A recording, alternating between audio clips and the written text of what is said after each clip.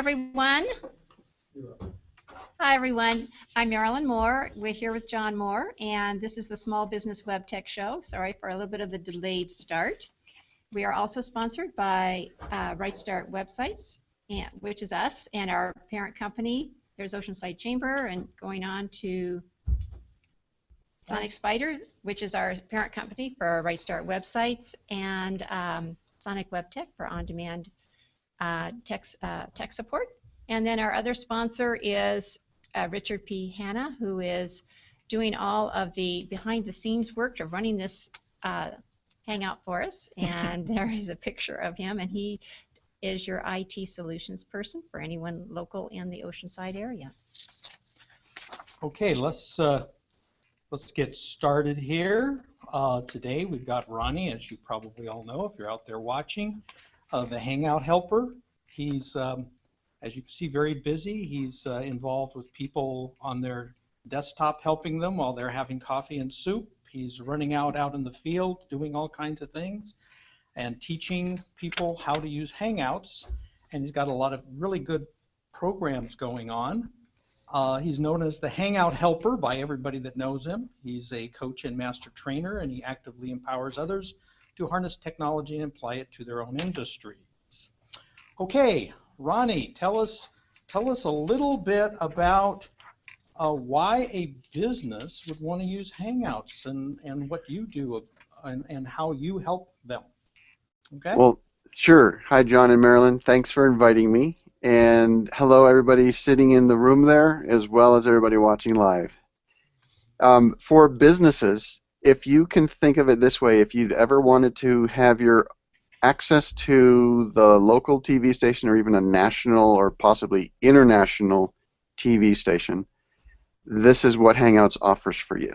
There's at least two big things that'll make a big impact for business. One is the ability to broadcast a message literally anywhere in the world for free, and that's pretty amazing stuff.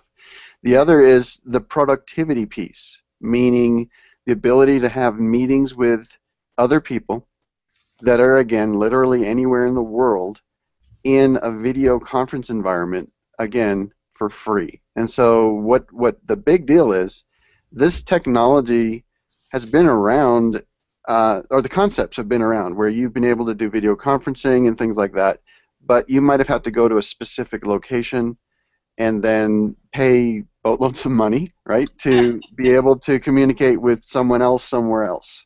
You now can do that for free using Google Hangouts, and then the Hangout on Air, which is the broadcasting component of it, allows you to literally have your own TV network.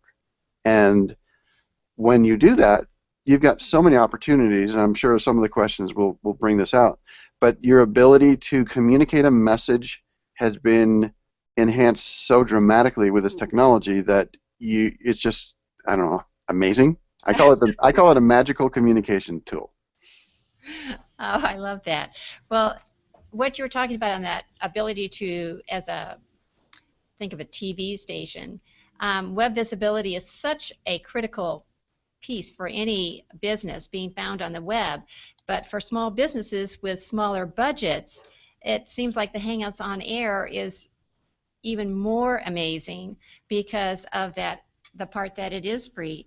And that's one reason, John and I always say that Hangouts and small business are the perfect pair, because it has huge capabilities for a very small price tag.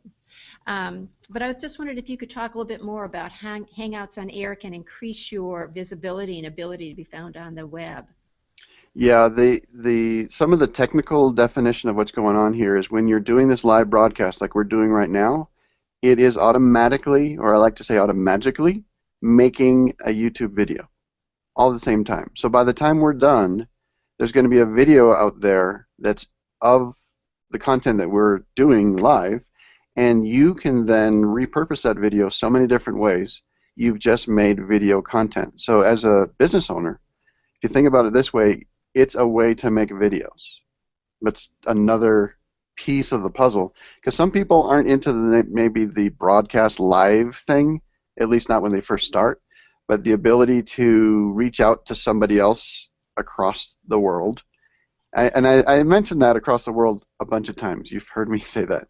Because when I first started doing these, I was amazed. I really was. I was hanging out with people that were, I'm in Colorado, United States, and I was hanging out with people in Greece and in the UK and in North Carolina without really even knowing necessarily where they were. We just had to deal with the time zone issues, which, Yeah. by the way, are massive.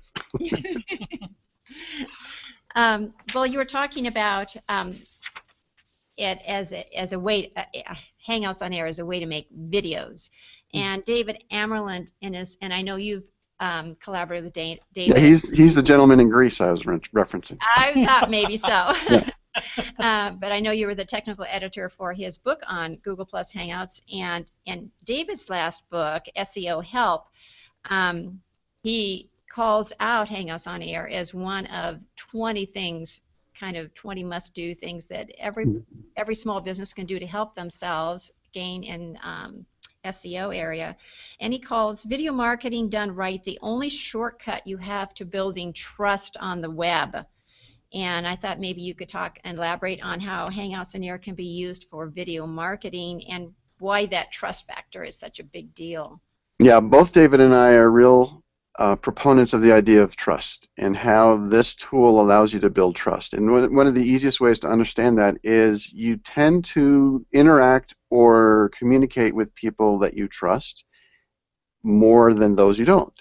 And so when people get to meet you inside a video room, that's a meeting. It's like you were able to meet them face to face, even though you physically maybe have never met. And you can build rapport that way. That's that productivity part of it.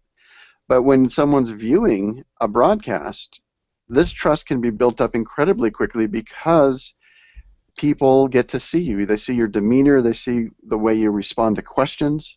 And if you do this the way both David Amerland and myself suggest, meaning non-scripted, then people get to trust you faster because they can see, okay, this was clearly a question just out of the blue, and the way Ronnie handled it seems like he knows what he's talking about, so I can trust him more. So this is a little bit of a difference in how many businesses will approach things at first, because many times they'll say, I want to make sure we cover these 15 points.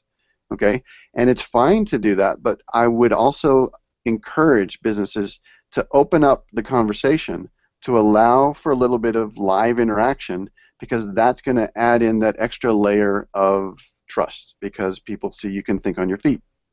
Of course, if you can't think on your feet, then the trust won't work. Okay. Well, I agree completely with what you said. We do have quite a few questions prepared here, but No, I don't mean to slam the idea of preparation. I'm simply pointing out, you and I right now, just talking as a follow-up to one of the questions is a level of interaction that makes a difference, I think. Oh, no, I agree.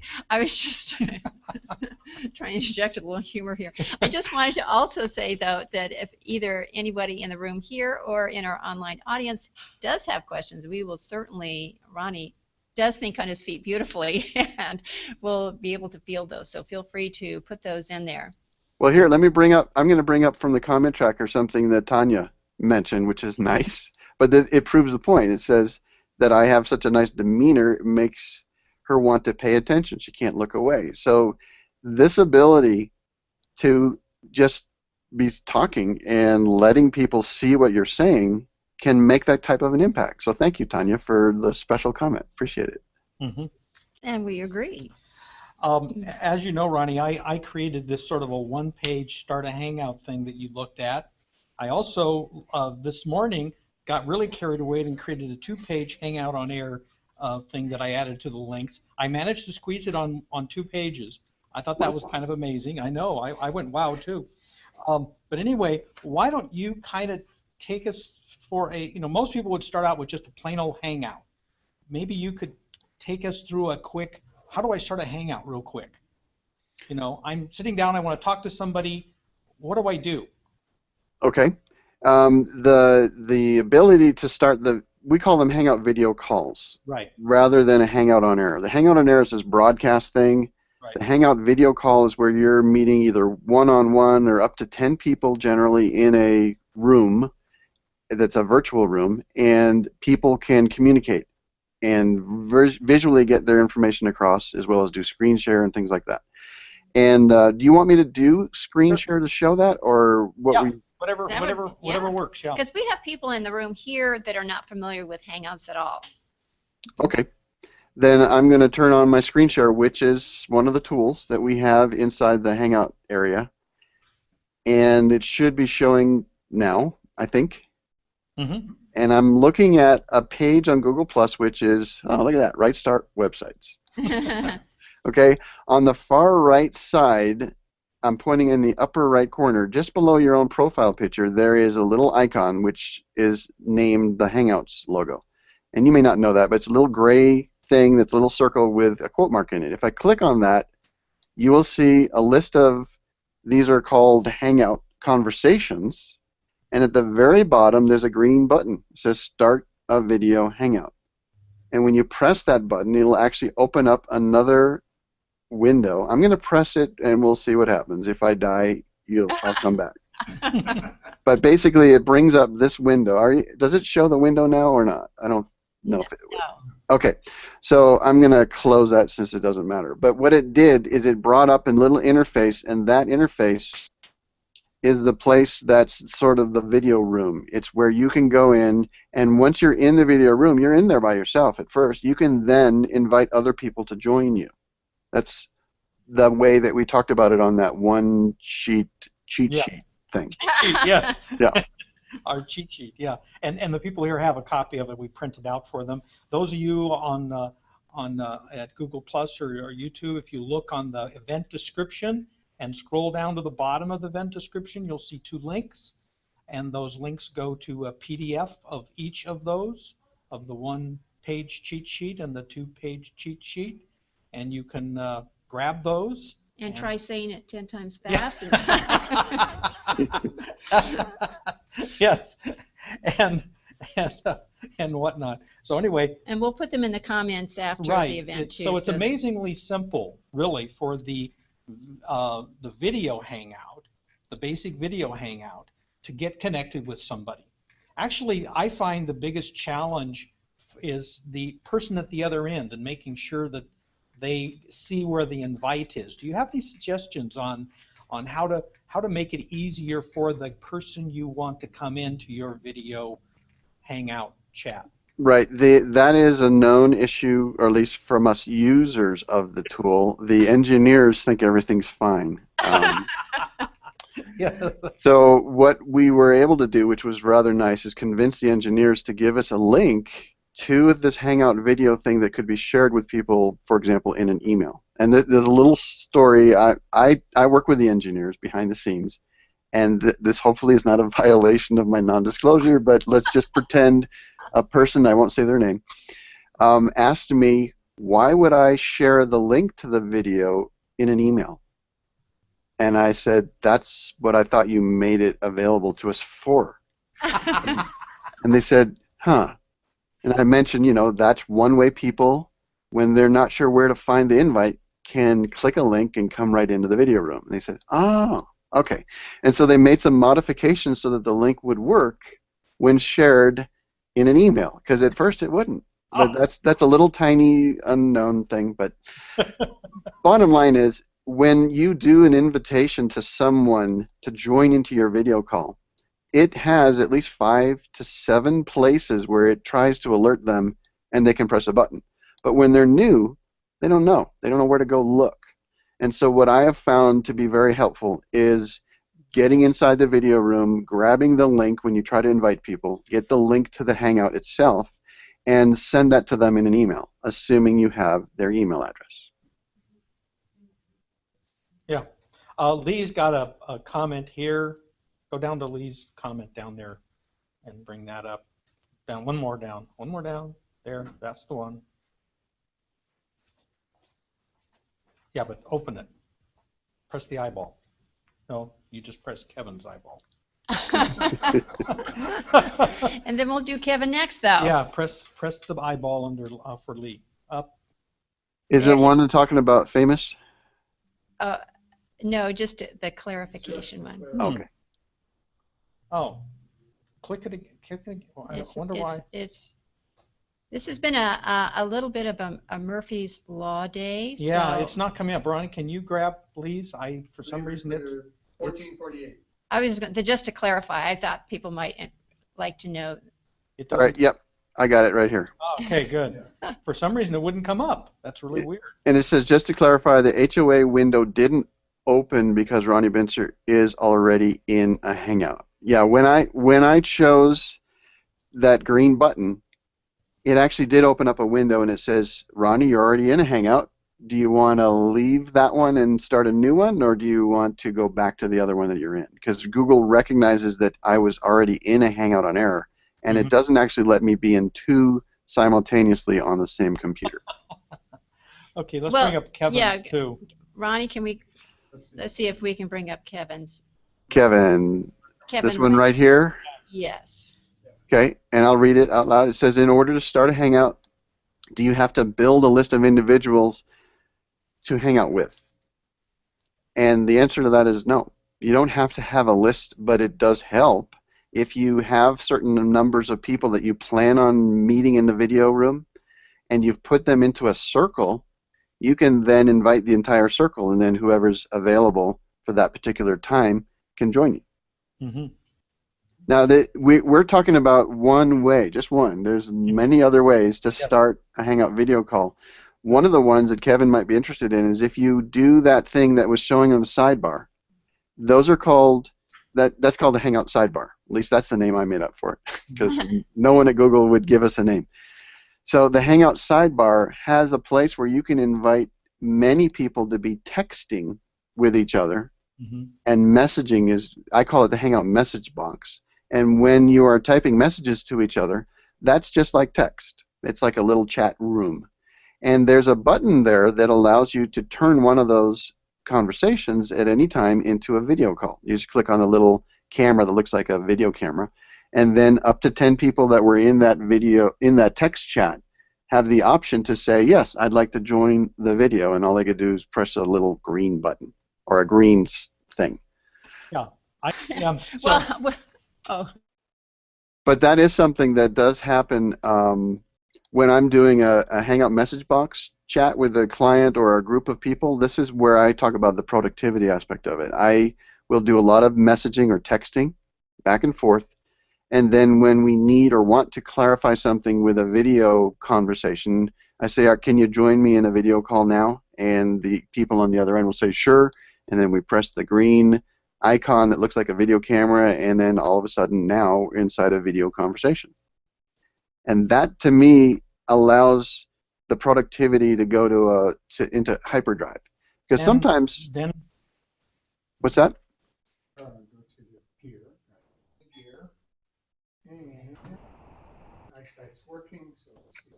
I was mentioning when you're in that video conversation, it's easier to clarify because you can see the expressions on people's faces, and when you're texting, sometimes, just like with an email or other methods of typing text, it's harder to understand some of the subtleties. But when we get into a video call, then it's much easier and you can get things done. At least that's been my experience so far. Okay, we're back. Yeah, you have to move faster. What did we miss? I was talking about how I use the Hangout message box area to use the technology for productivity with business partners. Perfect. Yeah, and I as I was saying before it froze on me, I always let the person know that I'm ready and everything's ready to go, and let me know when they're ready. And then because I brought them into the chat, then it's just a matter of each of us pushing the button. And so you kind of focused everything, and they're not running around looking for stuff, and it works really well. Now, I got to do this real fast before it goes away. There's a screenshot of me having the strangest expression I've ever seen, which is frozen in time for right now. And that's part of your event. That's part of authenticity. Yeah, there you go. You were mentioning earlier some of that one of the great things about Hangouts and Hangouts on Air in particular, that it's free as opposed to some of the other options out there, Skype, GoToMeeting. I'm not even sure of all the other options. But I was just wondering if you could do a little compare and contrast about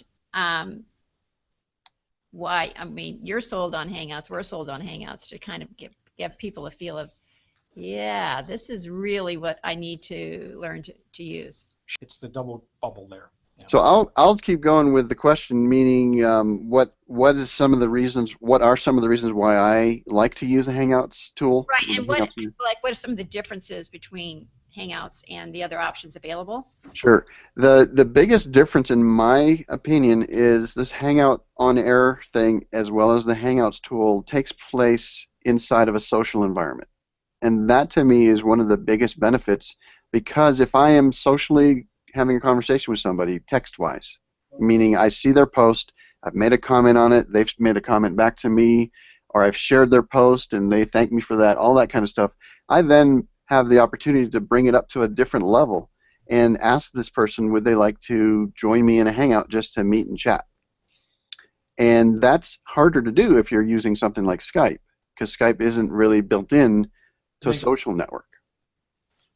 Yeah, I think the interactivity and the social aspect is huge, and is really does set it apart for us too. Are we coming through for everybody else?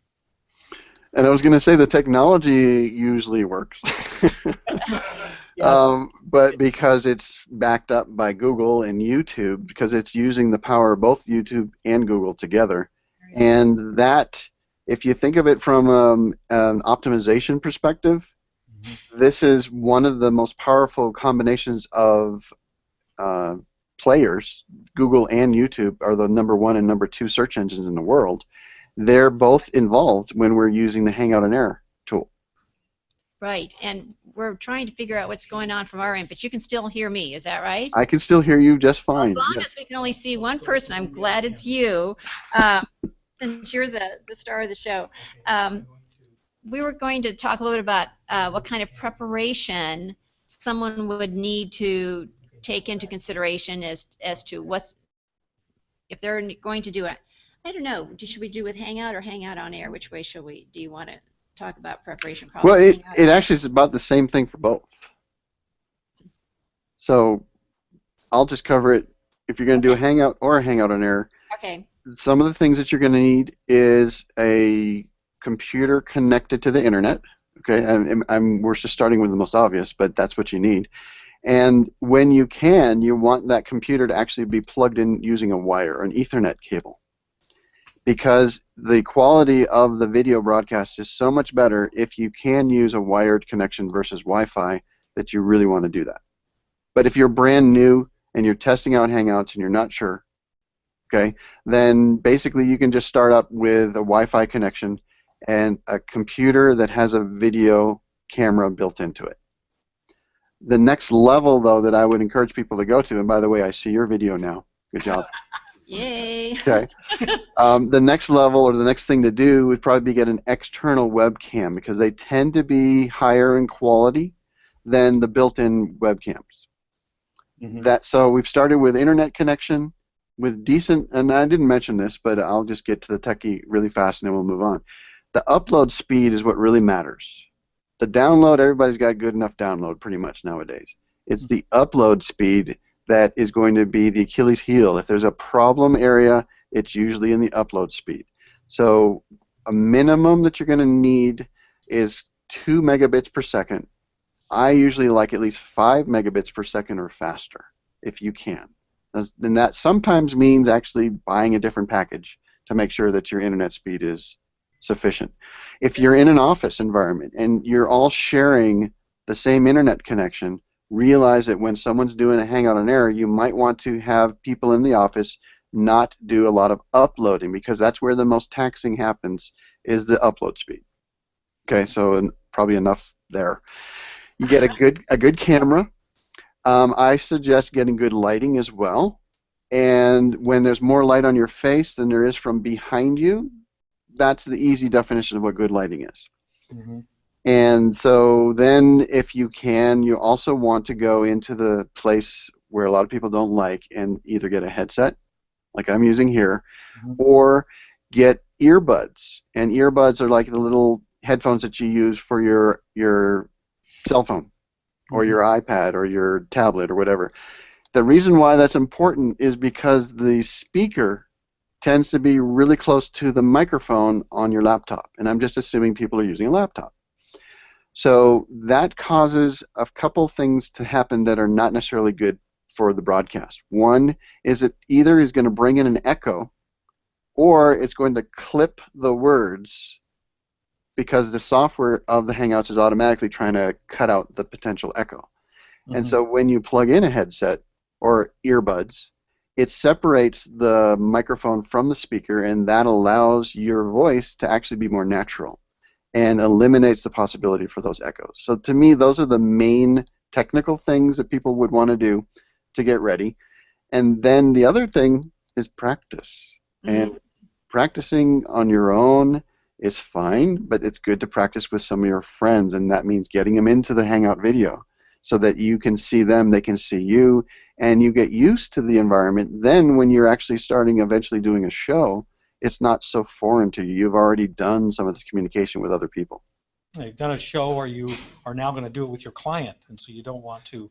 Like, we've had all kinds of fun today. We started off at about 1:30 with well, a couple hours ago, because everybody's on different time zone. Yeah, 1:30 our time, with getting crashing when we tried to open up the Hangout. So finally, Ronnie, I got on chat with Ronnie real quick. We were so glad the Hangout helper was our guest today. Yeah, and he suggested that we log in as one of the managers, and that finally let us in. So yeah, you're going to have little glitches, and you just have to roll with it.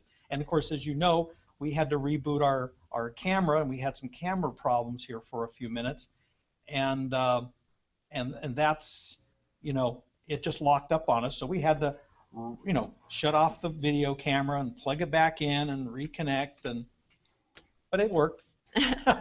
A question, Ronnie, regarding the headset or earbuds. Yep. So if one is using external mic and camera, then you don't need, because sometimes I do see people in a Hangout that don't seem to have either earbuds or a Right. So here's what happens. When there's only two people in the Hangout, there's less problems with the echo, generally.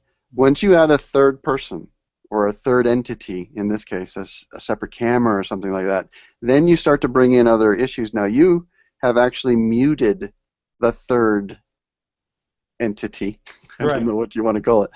And so as a result of that, there's no sound being involved with that one. Yes, I see. So that's one of the things. Plus, I believe, John, you're using a microphone that is very directional, if I remember right. Right, yes. Right. We have a directional mic right here. And so the directional mic means it's taking the sound from you and not from where your speakers are. And so that's one of the other parts that sort of makes it work. So when you can have a directional mic, then it's feasible or possible that you can get away without having to have earbuds in or a headset. And just one other question, because I've had this, people have asked me this. On the headset, do you need a high quality headset, whatever's on sale, That's a good one. I'm using the cheapest one I could find to prove to people that a headset can really be a low-end one but still work. All right. Yeah, I'm using a $30 headset, which is pretty inexpensive. I'm glad to say that. You said that, because that's kind of what I told an individual asked me, going, oh gosh, I hope Ronnie would agree with that. Yeah. So. Well, I mean, if someone's getting really, really picky about the timbre or the boomingness of the bass and things, then it will make a difference if you get a higher quality one. But bottom line is, as long as it's crisp and clean and you've got clear audio, I think that's good enough for what we're doing here. Okay. Alrighty. One of the things that if you are getting into doing a broadcast for your business and whatnot, obviously you want people to come and you want to do a little promotion. Do you have any promotion tips or thoughts these are the kind of a few things that you might think of doing to help get people to come to your broadcast? Certainly. I suggest, hey, guess what? I'm hearing an echo now since we talked about I won't hear one. You're hearing an echo from us? Yeah, but it's okay. It just stopped. So maybe I shouldn't have said anything. Okay, here's what I think for building for audience strategy or promotion strategy, and I'm letting the cat out of the bag. I think you need to build your audience before you do your show. And my best suggestions for building an audience is actually go attend other people's Hangout on Air broadcasts that are, especially the ones that are focused in an area that either you relate to or you have some expertise in, something that you're interested in. Because then when you're there typing comments as a viewer, you are then able to interact with other people, and that interaction may at some point draw some of those viewers into your world to take a look at what do you post about and why do you say those things. I'm not saying you should go and take over the show in the comments. I'm simply pointing out, be a helpful commenter, bring in some interesting points or something like that, or some interesting questions to what's going on live, and then there's a better chance you're going to have others that might decide they'd like to follow you and figure out what you do. I totally agree with that. Well, plus it helps you in all these other ways Yeah. too, because you've got people following you, people starting to trust you. I mean, all those things dovetail together. They do. Really well. Really And well. as a tip, Marilyn, maybe this is where you were headed to, but as a tip, when you're active in the comments of other people's Hangouts on Air, there's a chance or a very good possibility that the show that you were interacting with in the comments, the host of that show might reach out to you and ask to meet with you in a video hangout, not a show, but just sort of they might want to meet with you just to see if you know how to use a hangout. Okay, that's the reality here. And then once they've met with you a few times, then there's a good chance you might actually get invited onto their show. And then you've now become out, you're not just in the text comments, but you're actually now on screen visually, and that's going to give you even more traction when it comes time for you to do your own show. And even if you don't get quite to that level, maybe we can bring up Jason Darrell's comment. I was just going to say, if you get... That one, the technical one about the upload speed, maybe not. No. No. Sorry. I'm not seeing it right now, but... Talking of optimizing Hangouts? Well, no, but here's a question I want. But I was going to use Jason as an example here. He's made several great comments. I like Ronnie. So, but I was going to say is also, if you're active in the comments, your comment may be brought up for discussion or your question, and which is another way of kind of getting your name out there, people getting to know, oh, that's a question, that's a good question, I'm so glad they asked that. Right. Did we just lose Jason? I had turned off that particular comment. Oh, okay. But I can turn it back on again. Let's do that. That's fine. No, that's fine. Well, it's back on just so we can say this is the a example of what we were just talking about. We're bringing up a comment that Jason put into the text area, the comments, and we're bringing it right on screen using a tool called the comment tracker. Right. And that allows us to reference what he's talking about. So real quick, he said, do you know of any planned improvement on transcripts? And transcripts might mean the automated version of what we're doing in a video, and they're woefully horrible. Okay, and it's been that way for years. I just don't know that they're ever going to get it right. What I've done is I've used third-party tools. I send them the video and ask them to make a transcript out of that for me. You have to pay for that, and I think that therein lies the difference. Somebody's actually, they're doing automated version, and then they go back and clean it up manually. And the automated is all we get when we're using the Google stuff for free, and that means somebody's going to have to go clean it up, which is unfortunate. But the point, back to the thing you were talking about, Marilyn, when people are interacting in comments and we bring it onto the screen, that highlights them. And then others that are watching the show alongside with that particular commenter, there's a better chance they might decide, let's see what else Jason does, right? And they go look at his profile. And that's the way, or one of the ways, to start building your own audience. It does mean you have to kind of dedicate some time to being able to watch a Hangout live, but it does have real benefits for people. Can we bring up? Question we have one from Tina. Yeah. Google Plus Hangouts versus in comparison to podcasts? Do you have a suggestion for how frequently you should host one if you have a specific topic? I will address that in case you're asking me. Yes. Yes. Yes. Okay. Okay. Oh, I'm sorry. Yes. I wasn't sure. I mean, because that's a comment, and you guys can address it as well. But think of it this way: if you do a podcast on a weekly basis, there's no reason why you can't do a Google Hangout on a weekly basis and pull the sound or the audio out of what you're doing and use that as your podcast. So it can serve double duty. You can have it as a video as well as grab the sound from it and use that as a podcast. Because generally, most people, when they refer to podcasts, are talking about audio podcasts. Yes. Right. Right.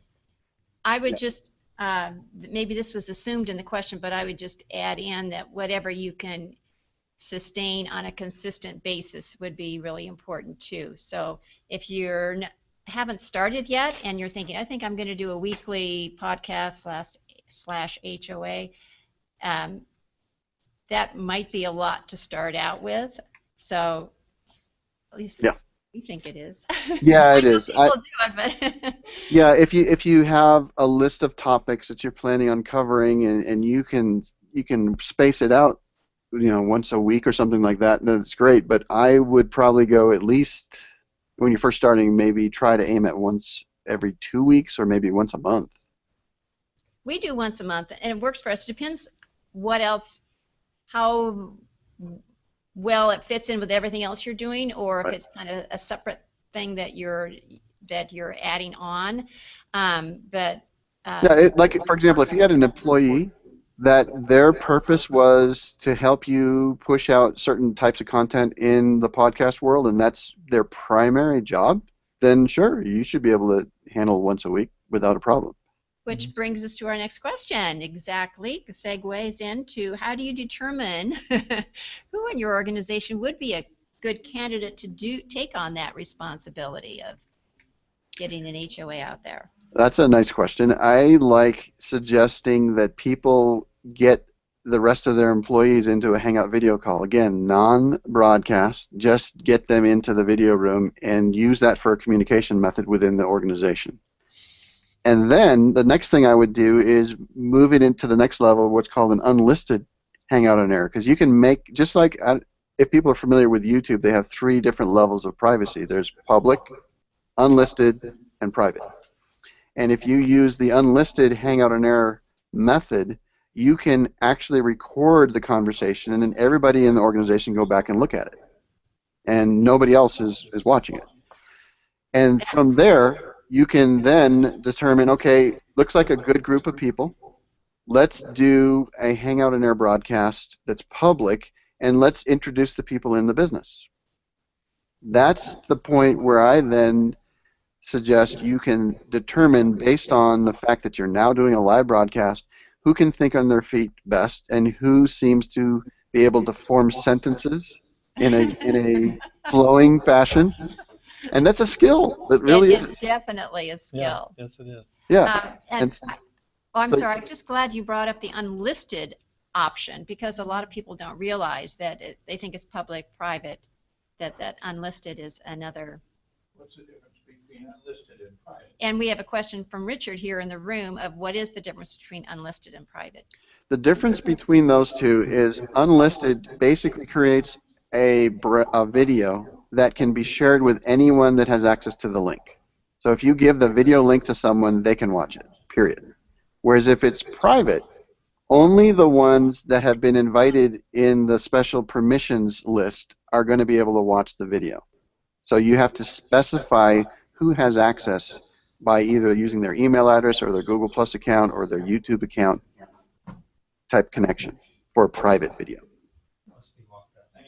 We're still having trouble, but I think Tanya had a question there. If you see it about how to switch back, if you could bring that one up. Thank goodness you're here, Ronnie. Yeah, the question says, I see it on screen right now. It says, how do you share your screen and back to your smiling mug?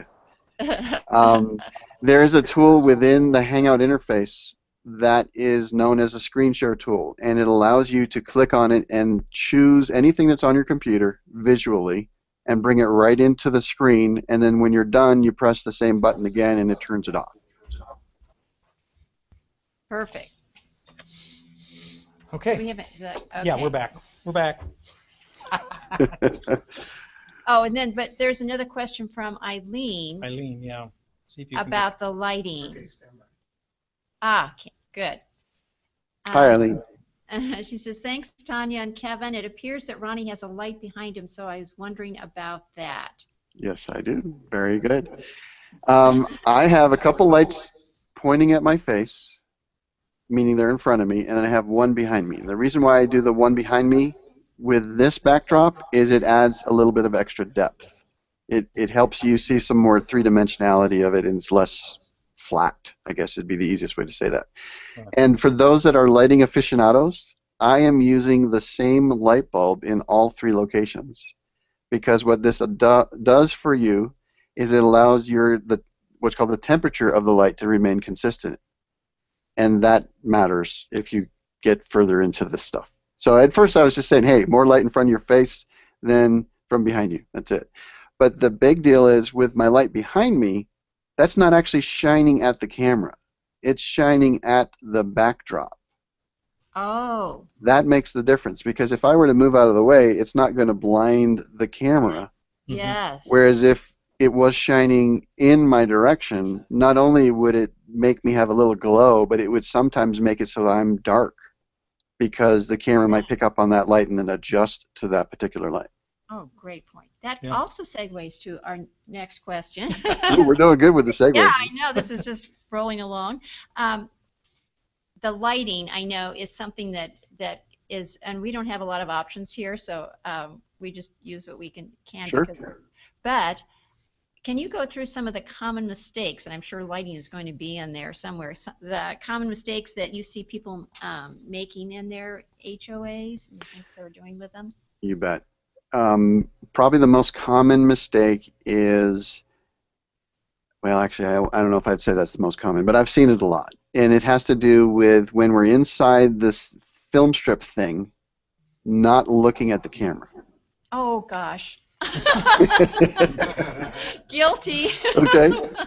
Sorry, I'm not trying to pick on you. I'm just saying it's a common No, mistake. I'm glad you said it. Well, see, you're down here. You're just below the camera, and we're sitting up Yep. because we want to see the audience too. So we And so their we find camera's even. ourselves so we find ourselves not looking at the camera. Well, So, yeah. everybody wants to look at the image rather than the camera. Well, and it's a common issue, because when you're inside the video room that we're in, there is a film strip down on the bottom. Actually, I think it's on this side over here.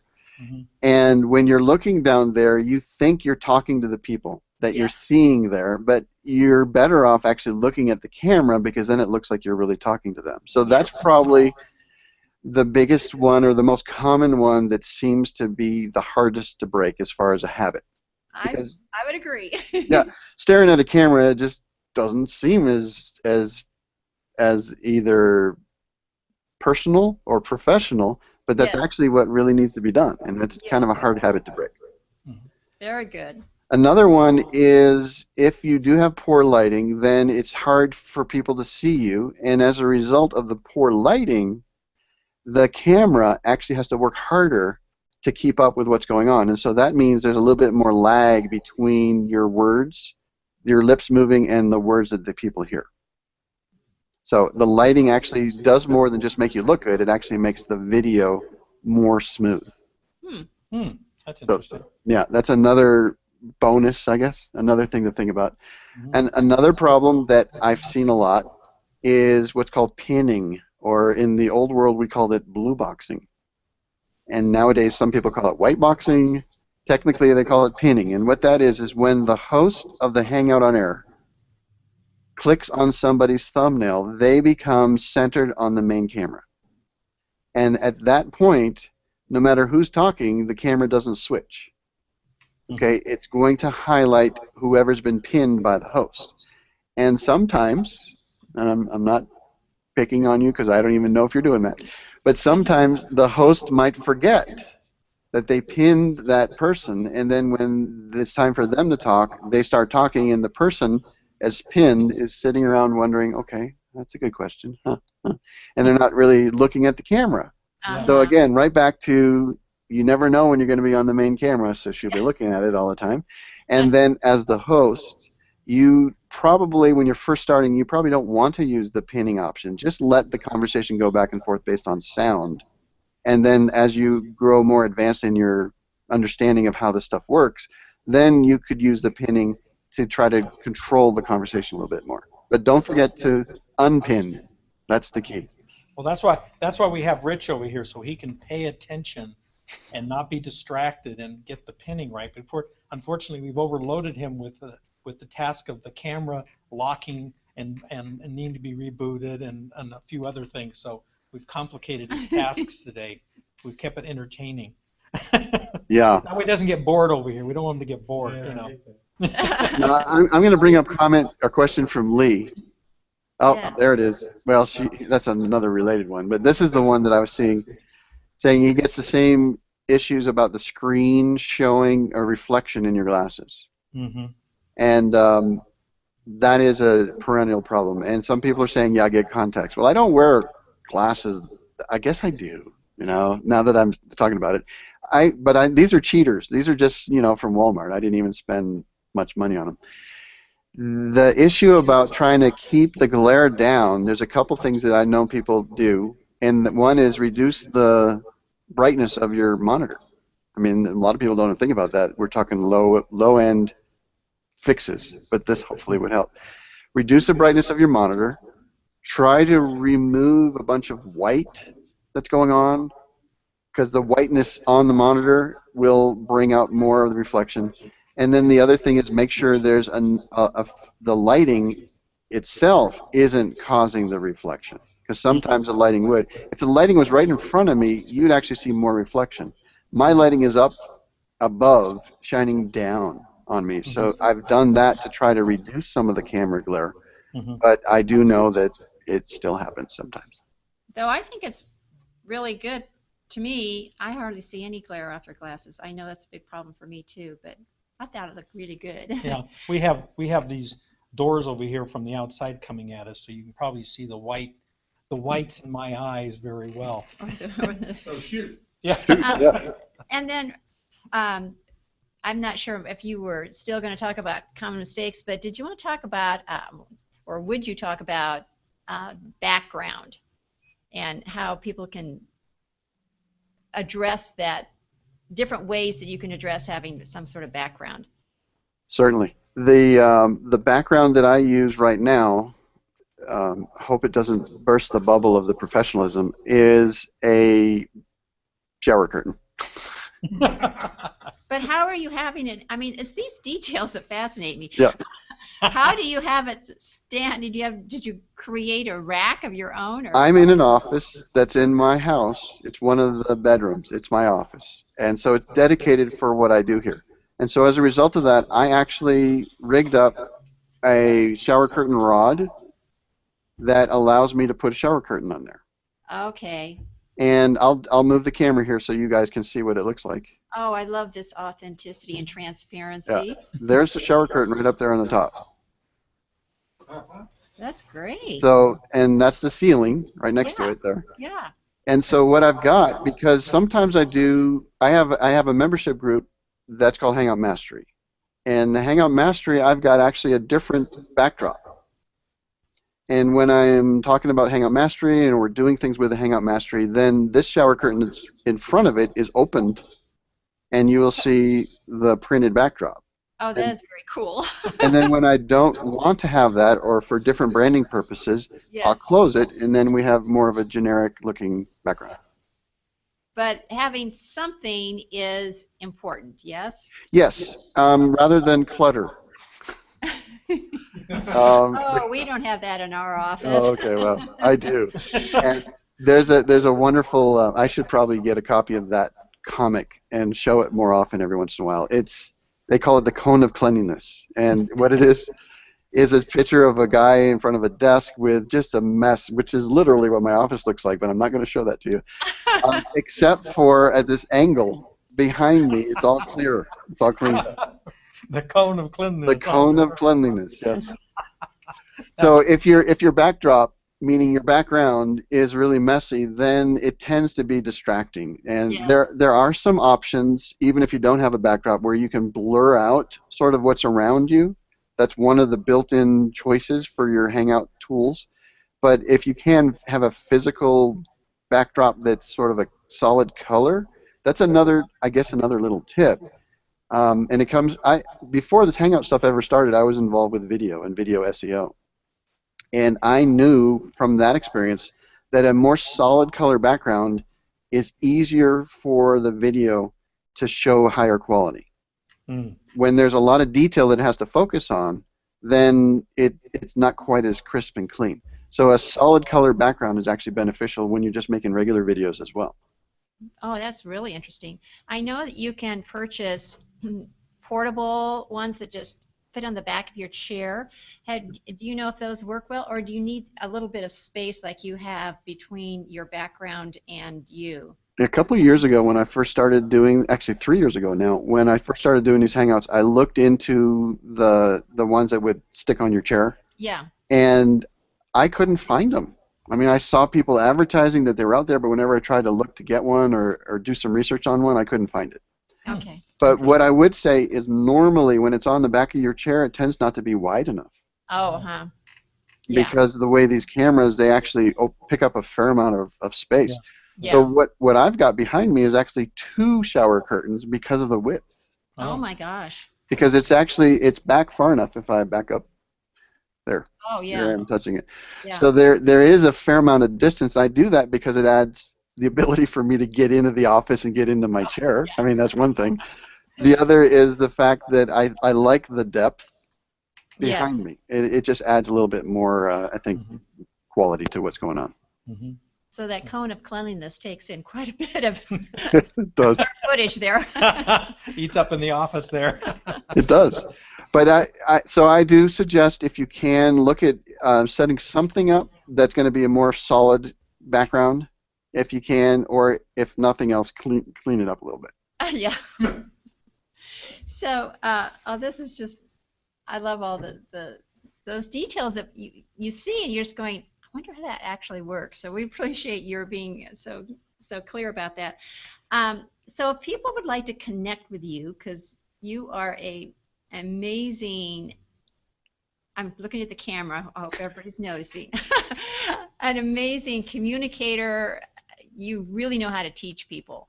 But so if people would like to connect with you for further information or possibly training, what's the best way for them to do that? Sure. There's two ways. One is right here, has been showing up the whole time. This is called allaboutHangouts.com. That's where a training product is, where you could go and get a training product and learn the Hangout tool on your own, and any time of day or night. It's online video training. The other is a place called thehangouthelper.com. And I believe you have those both in the event comment areas. That's a place to go. Right.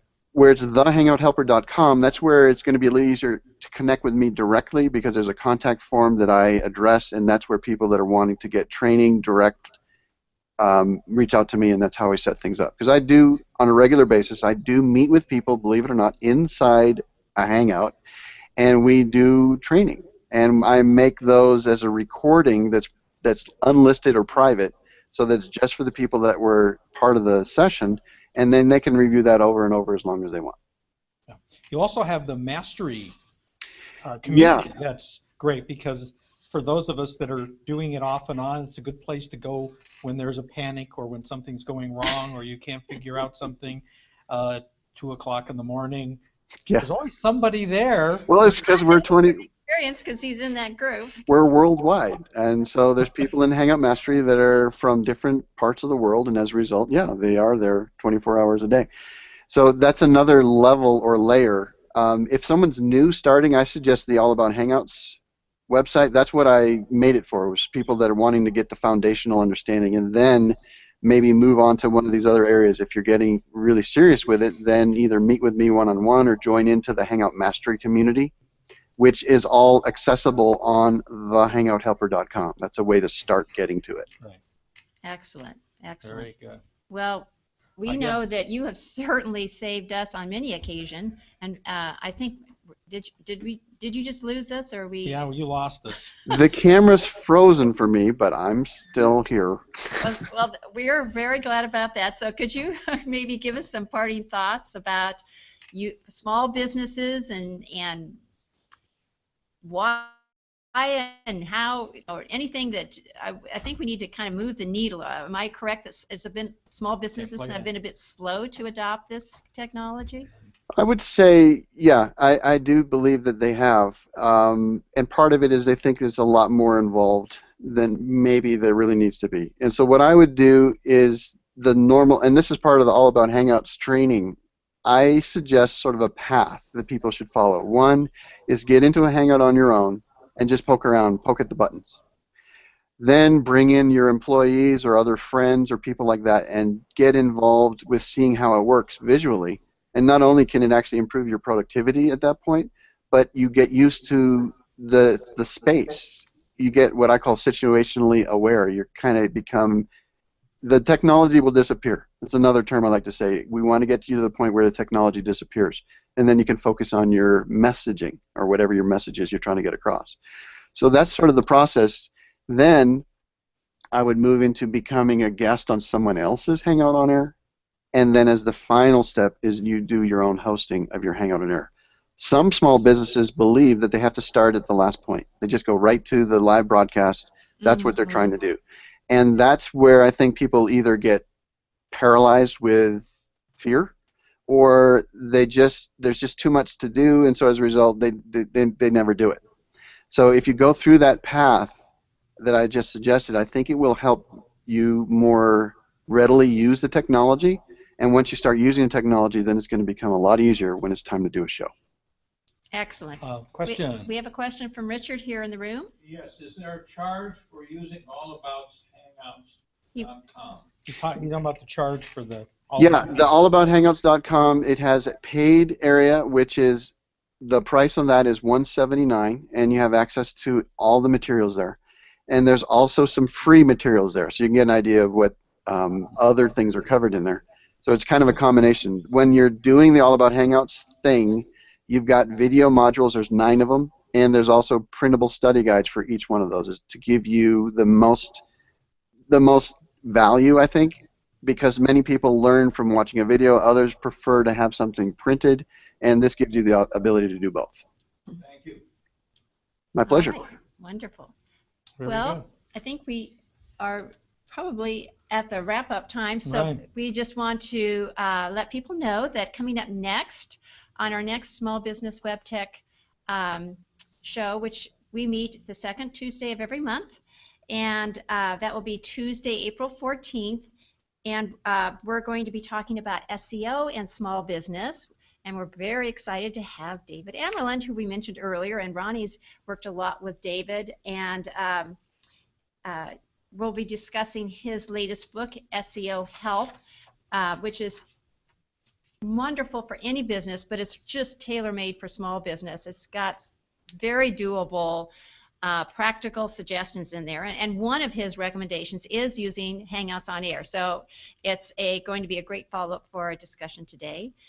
And thank you all, those of you in the room and our online audience, for coming and asking questions and commenting, because that's what really makes the discussion come alive, and what Ronnie was talking about earlier about how that is just one of the very special features that sets Hangouts on Air apart from other types of video broadcasting. Yeah. So, And one of the things you get to see that you watch today is that you don't have to get all panicked if something goes wrong, because something goes wrong for everybody. I've watched a lot of Hangouts, and believe me, there are very few of those Hangouts go on without a hitch of some sort.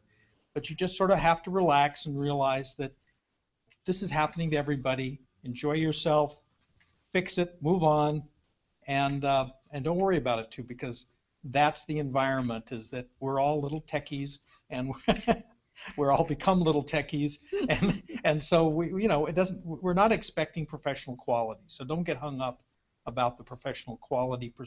Make it as good as you can, and then relax and enjoy it. Right, and that's where some of the value that comes in with that Hangout Mastery Group is when, you know, you're running into issues, you can bring that right into that community and ask who else has had this and what did you do to deal with it, and Yeah. you'll get answers. And it is Yeah. amazing. We've gotten amazing help from you, Ronnie, and the other community members. So highly recommend that. So thank you. Thank you. Ronnie. Yeah. And we're just so glad that you were here Yeah, today. It's yeah. been just a lot of fun. Thank you very much. And then we'll see you all next month. Okay. Bye-bye. Bye now.